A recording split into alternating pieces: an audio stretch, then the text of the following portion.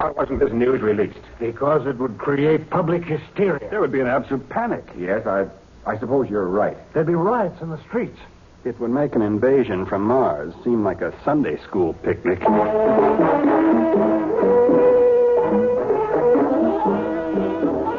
Theater 5 presents The New Order.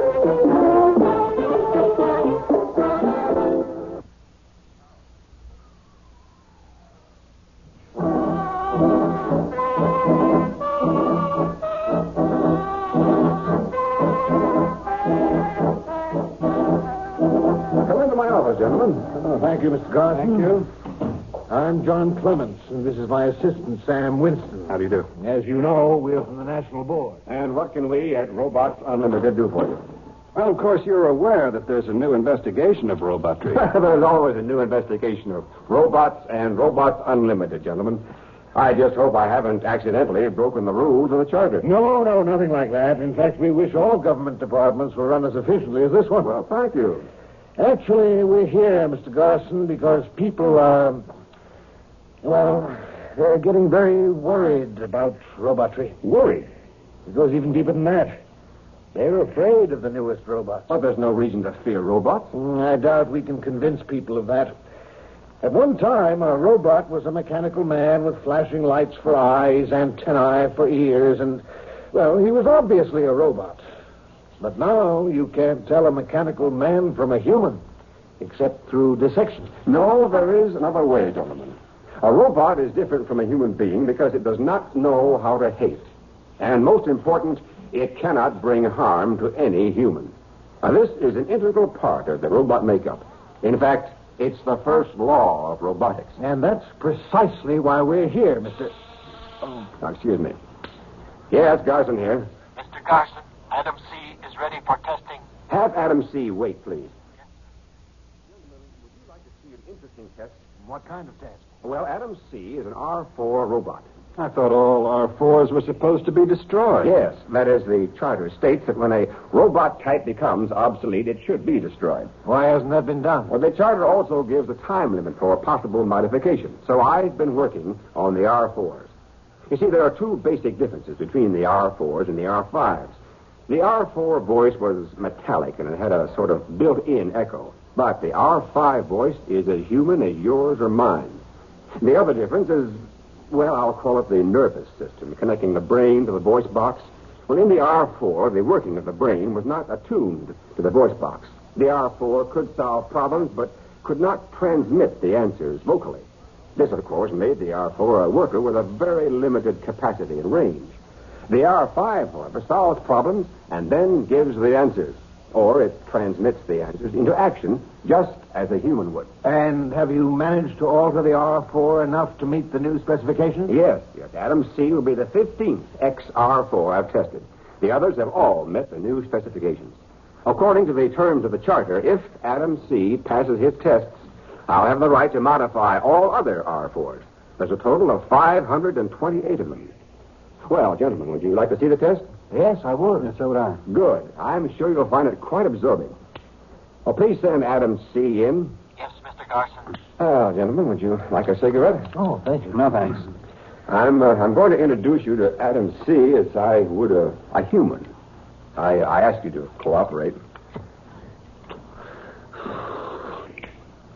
Are you trying to tell us that robots have feelings? Well, not as we know feelings, no. But their tuning can be upset by, well, unexpected rudeness, for example. Oh, come in. Adam C. reporting as ordered, Mr. Garson. Oh, Adam C. This is Mr. Clements and Mr. Winston. They are government investigators. I'm honored to know you, gentlemen. How do you do? Pleased to meet you. Now, Adam C., Yes, Mr. Garson. do you understand why you're here? Yes, sir. Tell me, please. I was an R4 robot. You have had me modified to meet the specifications of the R5 robot. If I do not meet all the specifications, I will be destroyed along with all other R4 robots. All right.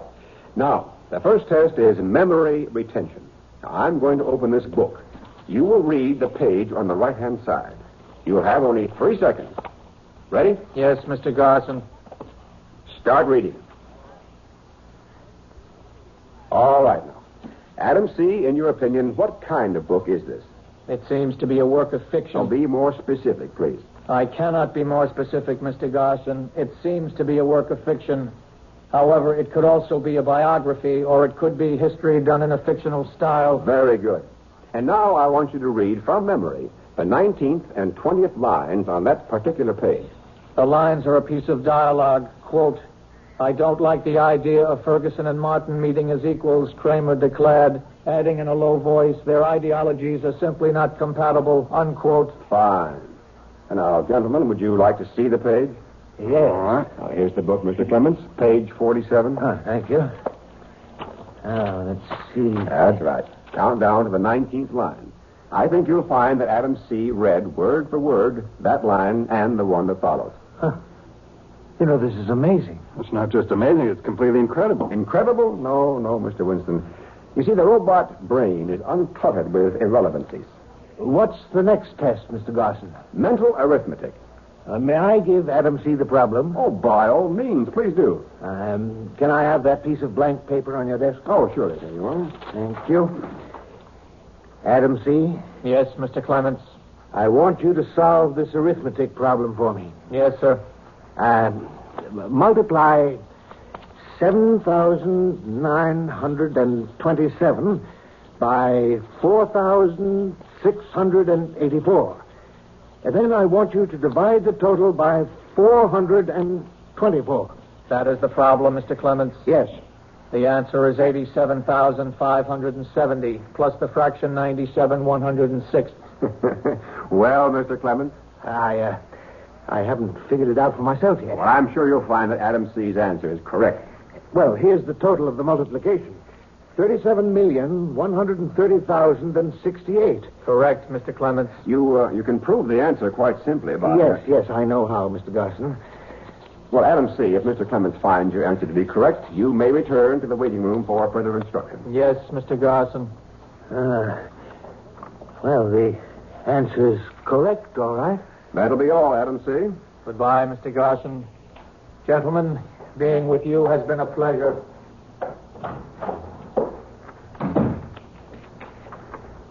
Well, I'll be darned. It makes one feel rather inferior, doesn't it? Mr. Garson, before this test, we were speaking about the first law of robotics. Oh, yes, so we were. Well, I think we're all aware of the fact that without this safeguard of the first law, Robots Unlimited would never have been granted a charter. In fact, the manufacture of human-type robots would not have been permitted. That's true. However, there is one man who can alter this first law, Professor Albert Dean, inventor of the human-type robot. And Professor Dean has been missing for the past 5 days. Missing? He disappeared from his home 5 days ago. Why wasn't this news released? Because the newspapers would pull out all the stops. There'd be panic. For the same reason, we didn't release another fact. That Professor Dean had been experimenting with a new robot. One to which the first law of robotics does not apply. You can imagine what the newspapers would do with that. Yes. This new robot type, did you know that Professor Dean was working on it? Well, yes, I did. Well, at least there was a rumor to that effect. Did you approve? Well, it makes small difference how I felt, Mr. Clemens. The matter was out of my hands. Professor Dean wasn't and isn't under my supervision. Yes, well, that's true enough. He was our responsibility. Mr. Garson, you were selected as general manager of Robots Unlimited because of your excellent record in government service.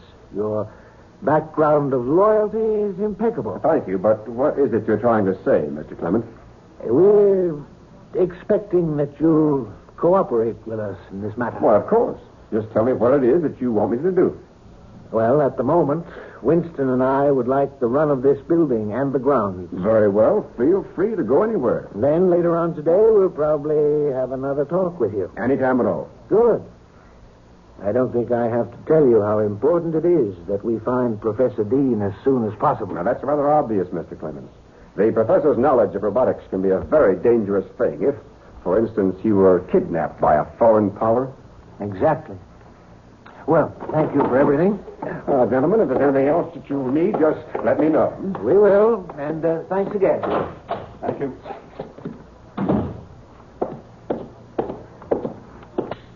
Garson here, calling Frank B.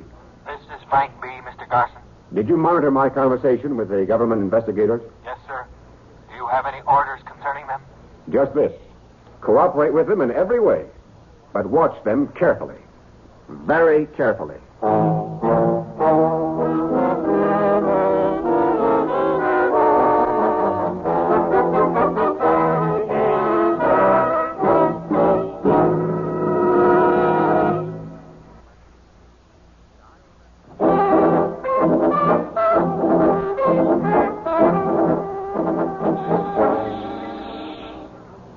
Yes, Garson here. Frank B. reporting, Mr. Garson. Investigator Clements has found his way into the corridors beneath the building. He is now in the restricted area. What are your orders? Have some R5 standing by. I'll take care of this myself.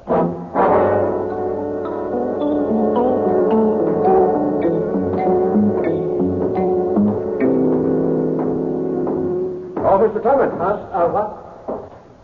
You should have told me you wanted to come down here. I'd have provided you with a guide. I just wanted to have a look around. But you could get lost in this maze of passages. What's that? What? That tapping. Tapping? There it is again. It's coming from behind this wall. Mr. Garson, there's someone behind this wall. Oh, I'm sorry you felt you had to come down here, Mr. Clements. I insist that you There's tell me... no need to insist. There are rooms behind this wall. How do we get to them? Simply by moving this panel. It's a cell. Who's that? Come along, Mr. Clements. Meet Professor Dean.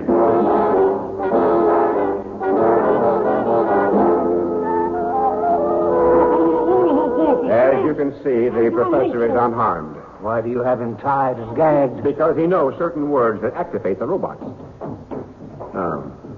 Here they come now. Mr. Garson, I insist that you release Professor Dean. I'm sorry, no.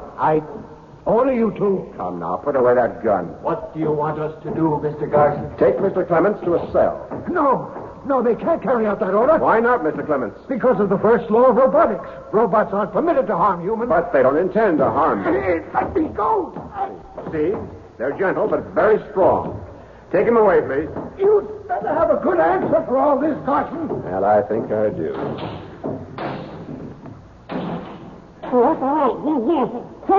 Yes, Professor Dean. Oh, believe me, we don't enjoy keeping you prisoner, and we'll set you free just as soon as you change your mind. No. Well, I'm a patient man, Professor. The emergency alarm. Mr. Garson, please come to your office. Yes, Frank B., what is it? We found Agent Winston in the file room. How'd he get in there? It must have happened while you were downstairs with Mr. Clements. I detailed some R5s to help you. There was a mistake in the assignments, and the file room was left unguarded for a moment. He must have slipped in. Where is he now? In the waiting room. Mr. Garson, I think you better tell these robot friends of yours to let me go. I'm afraid that's not possible, Mr. Winston. Look, the kid gloves are off. I suggest that you cooperate and tell us all you know. It'll go a lot easier with you. You see, I had a good look through your files. So? I found a lot of information on Professor Dean, incidentally. Do we have to speak in front of these robots? Why? Do they make you nervous, Mr. Winston? Yes, they do. But why? Have you forgotten the first law of robotics? They can't harm you. However, if you insist, I'll ask them to leave. Oh, Frank B., if you don't mind. Not at all, Mr. Garson. We'll go. Now, Mr. Winston, we were speaking about Professor Dean in the files. Please go on.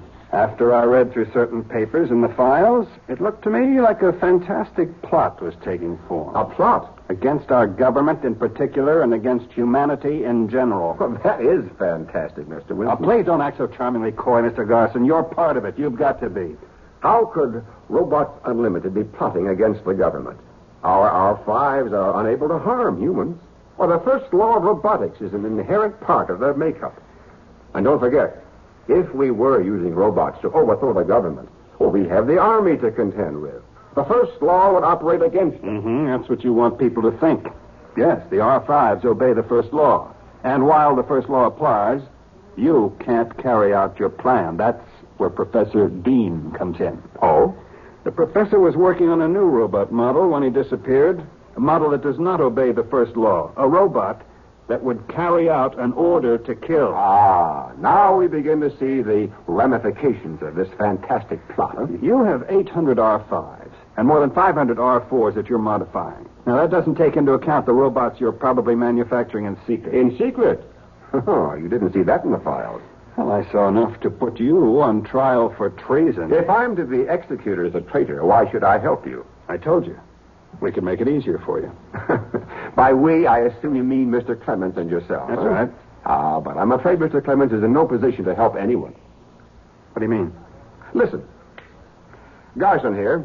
Connect me with Mr. Clements' cell, please. Cell? You're connected, Mr. Garson. Clements? Clements, this is Garson. Garson, listen to me. If you don't let me out of this cell, so help me God. Well, I trust that convinces you, Mr. Winston. You see, your friend Clements made the mistake of wandering into a restricted area, just as you did. Who's giving the orders? You or Professor Dean? Professor Dean is in the cell next to Clements. I should have known. You kidnapped him. Yes. The professor was not amenable to my plan.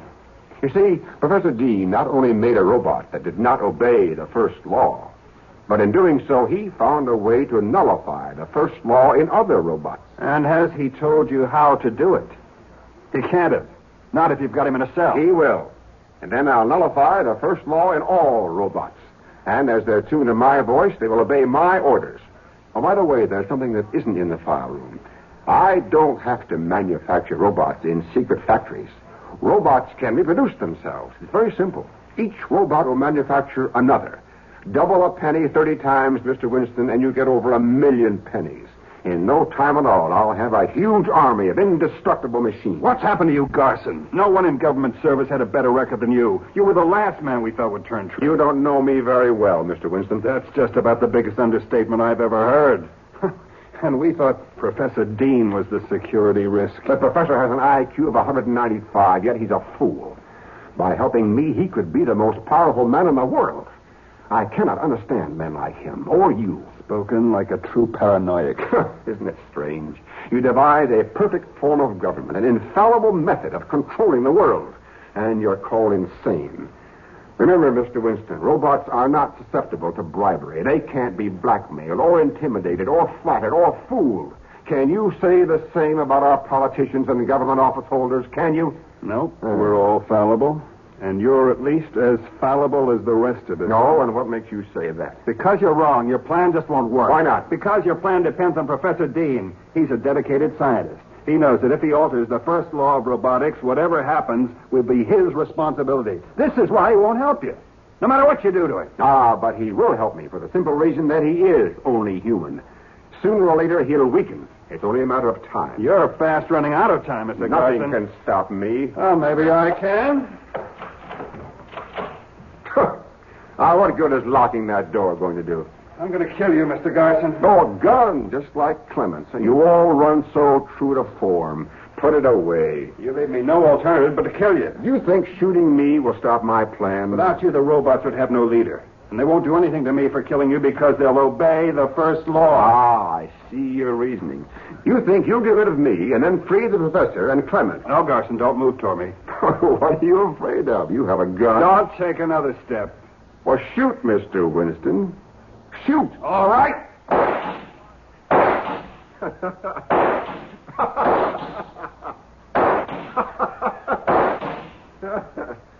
hit you with every shot. Everyone. You must be.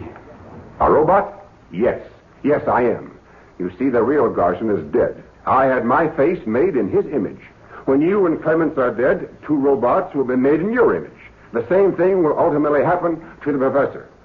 That's my real plan, Mr. Winston. Robots won't have to fight the Army or anyone else. We'll just step into your shoes, each and every one of you. But you haven't found a way to nullify the first law yet. Not yet. Until you do, a robot can't kill. It must obey the first law. All but one robot, Mr. Winston. The one Professor Dean made just before he disappeared. The robot to which the first law of robotics does not apply. You're... Yes. I am that robot, Mr. Winston.